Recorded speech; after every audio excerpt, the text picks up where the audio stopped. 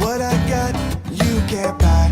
It resides between my eyes. Walked through the fire, came out better on the other side. See, life's like a beach if you find the sand. Right now, I feel like 100 grand. You are listening to Inspired Insider with your host, Dr. Jeremy Wise. Dr. Jeremy Wise here, founder of InspiredInsider.com, where I talk with inspirational entrepreneurs and leaders like the founder of RX Bars, the founder of P90X, Tony Horton. He talked about, Rabbi, that he made money as a street mime. So before he sold millions of dollars of P90X, he actually put his head on the street, and that's how he made his food and rent money, is as a street performer. The founder of Atari, Nolan Bushnell, talked about how when he was Steve Jobs' mentor, Steve offered Nolan 33% of Apple for $50,000, and why he said no. And there's many more cool episodes. Check them out at InspiredInsider.com. The episode today is brought to you by Rise 25, which I co-founded with my business partner, John Corcoran. And our mission is to connect you with your best referral partners and clients. And we do that through our done-for-you podcast solution, which is like a Swiss Army knife for your business. It serves as a vehicle for strategic partnerships, referral marketing, content marketing. I've met my business partner and some of my best friends through it. I believe if you have a business, you should have a podcast, period. But it's more personal to me because it's not just about your business. It's about you leaving a legacy for yourself and for the guests that you feature. And it's really inspired by my grandfather, who is a Holocaust survivor, and he and his brother were in concentration camps in Nazi Germany and were the only members of their family to survive.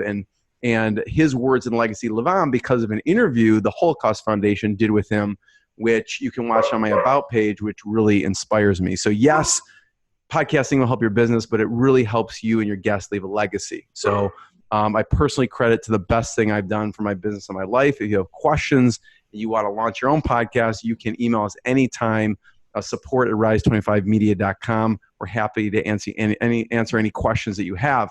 Today, I'm very excited. I have Rabbi Mois Navon, founding engineer at Mobileye, and much more. But I first heard about Mois because my dad, Alan Weiss, went on an organized trip with Rabbi David Began.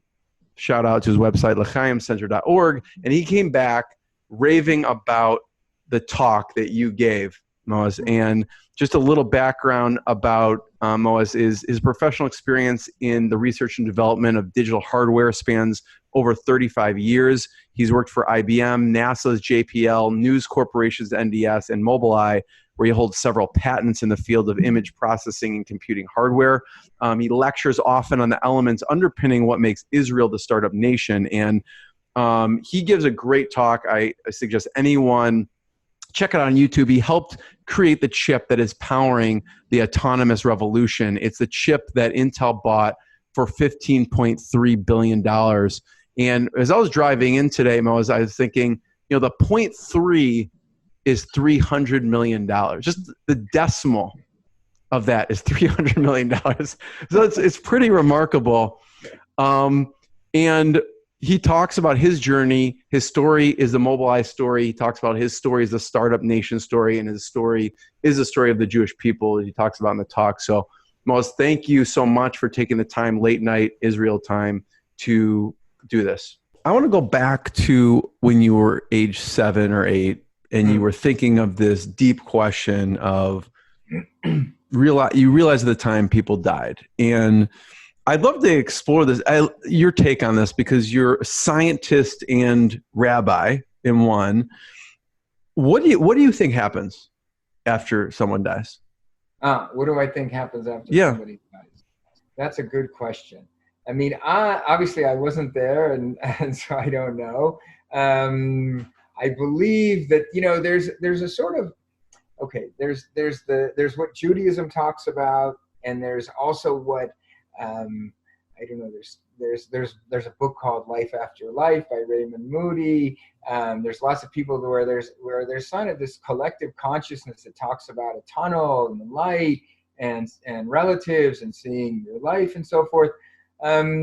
So yeah, I kind of believe that in general. I think that you're going to get to the other side, and you're going to realize that this is a very limited reality that we've been in.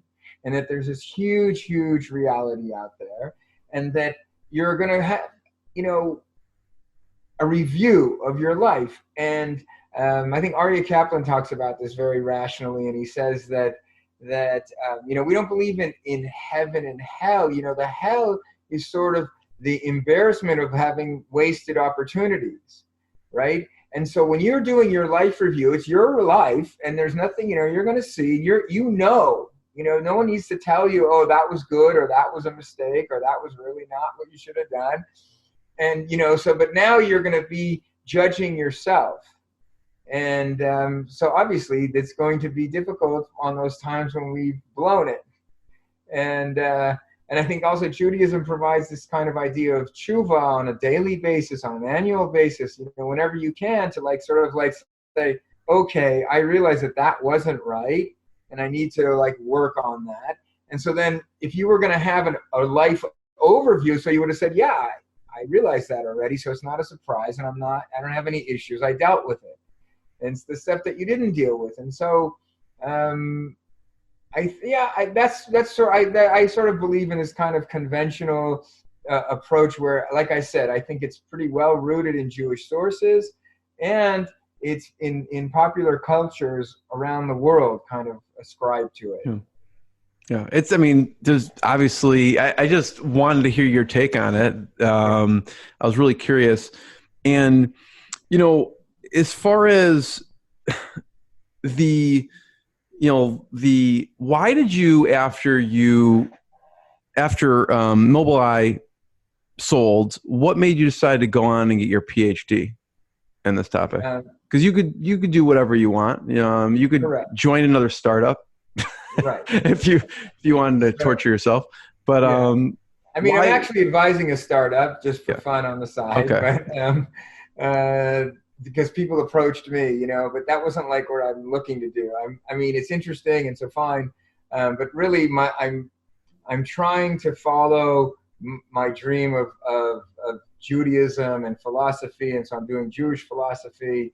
And like you mentioned, when I was a little kid and I found out that people die, so that really jolted me, and it jolted me in a way that, not that I was afraid or I don't know what. I just was like, okay, so what's the point? What's the point, right?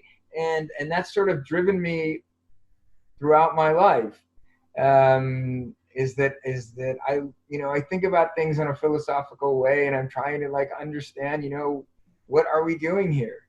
And look, I'm not unique in that sense. Viktor Frankl was a famous logotherapist, said that, man is driven by purpose.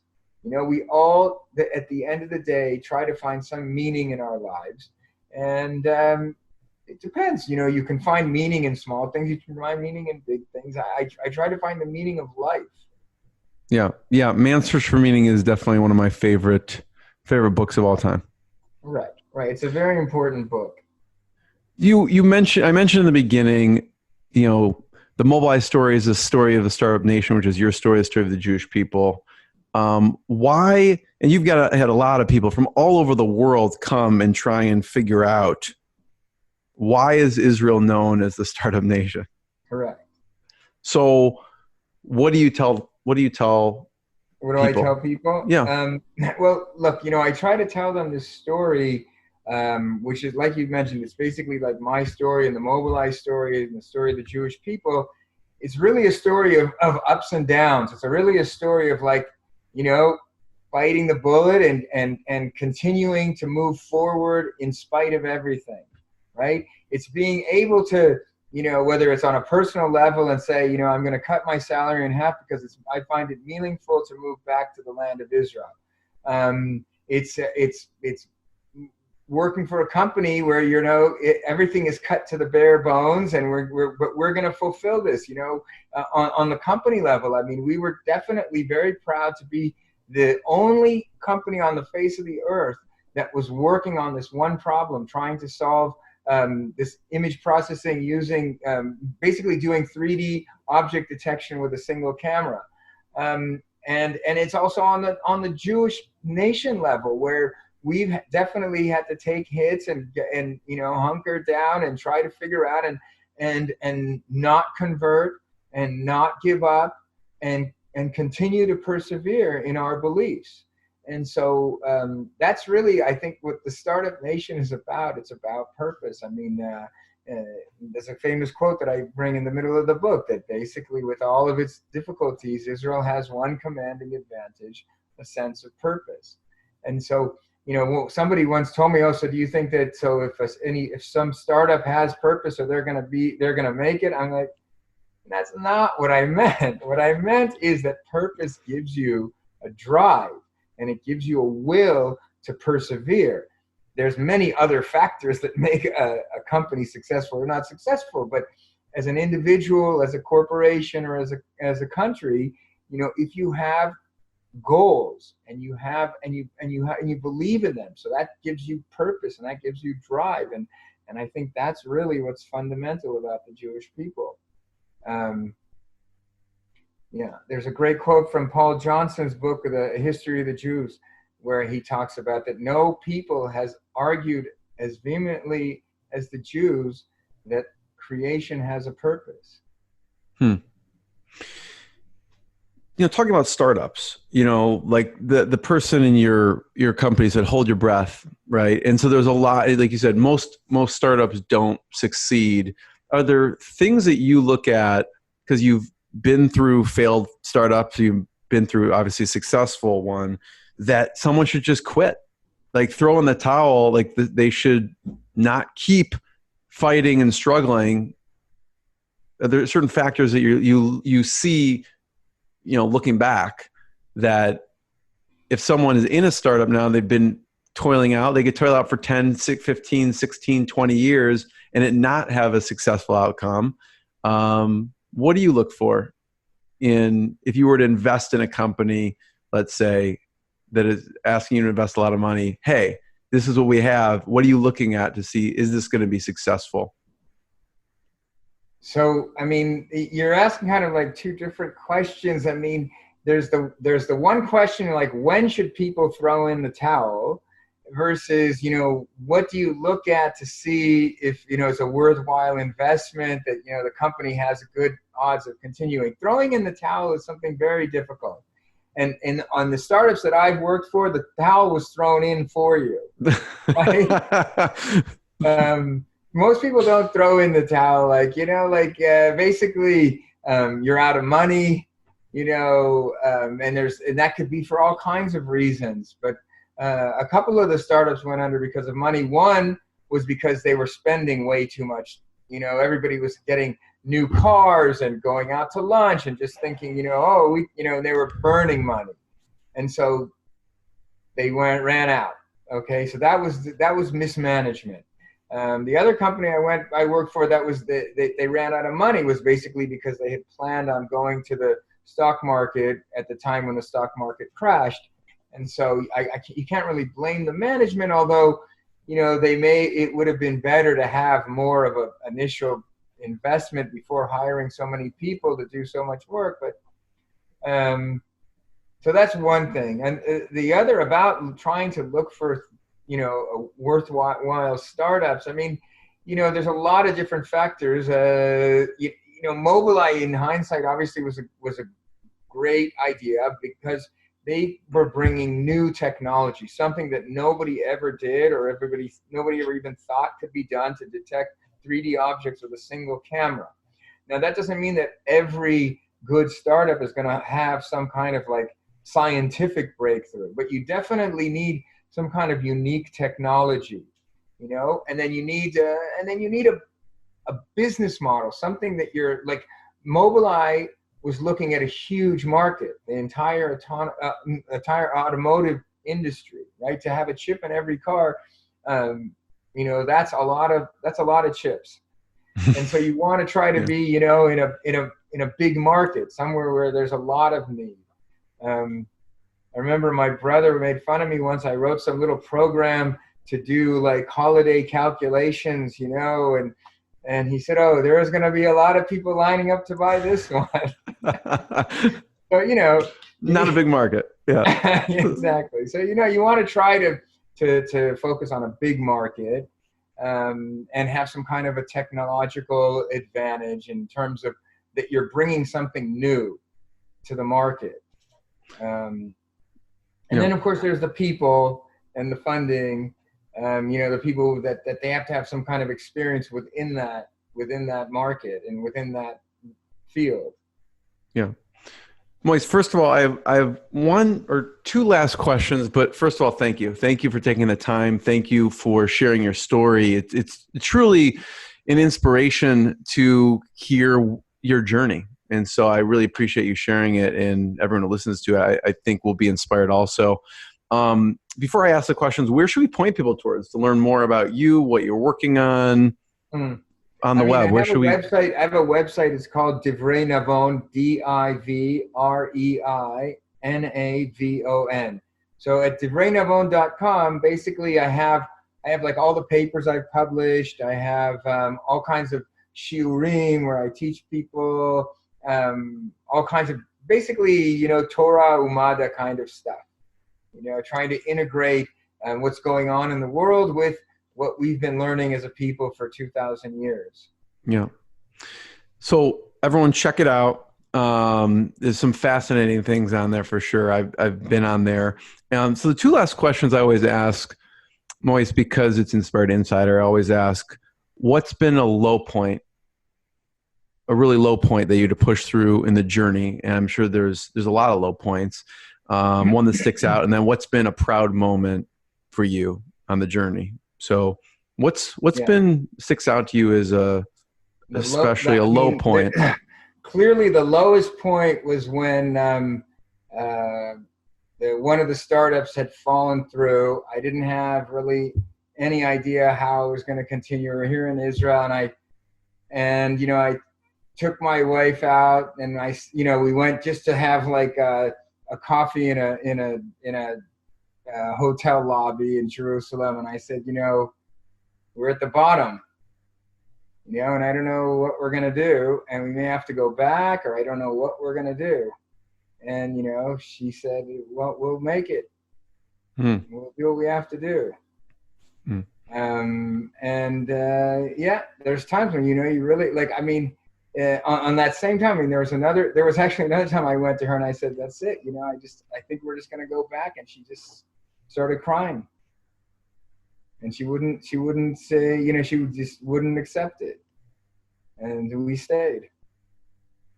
And, what do you think gives your wife that perseverance? Like, she just has that same thing time and time again of you getting to the door, be like, no, I'm not leaving without this job. It seems like the whole way through, she's the same way, which is, no, we're going to make it. Nope, we're not leaving. Sorry. Right. What do you think gives her that perseverance? I don't know. I guess, I guess you have to call it faith. At some point you believe in what you're doing is the right thing. I think my wife has always believed that this is the home of the Jews. And this is where, we're going to make it. And she's had the faith to just say, I don't care, and I don't care if we're poor. And, so we'll just eat more tuna and pasta or whatever it is. And that's that, Yeah. And obviously the high point was standing on the New York Stock Exchange, holding my wife's hand when they rang the bell that our stock went public after 16 years of biting the bullet. Yeah. What was going through your head when that happened? Wow. Just wow. I mean, I can't believe it. And Akol Tova. Yeah. I see. It's like, I don't know if like that timeline flashed before your eyes at that point.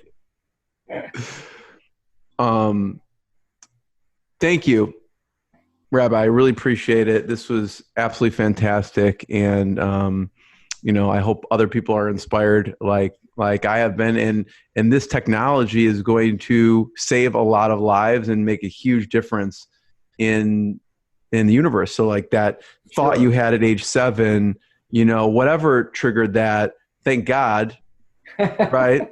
Literally, figuratively, for what you've helped create. So thank you very much. What I got, you can't buy. It resides between my eyes. Walked through the fire, came out better on the other side. See, life's like a beach if you find the sand. And right now, I'm feeling like 100 grand.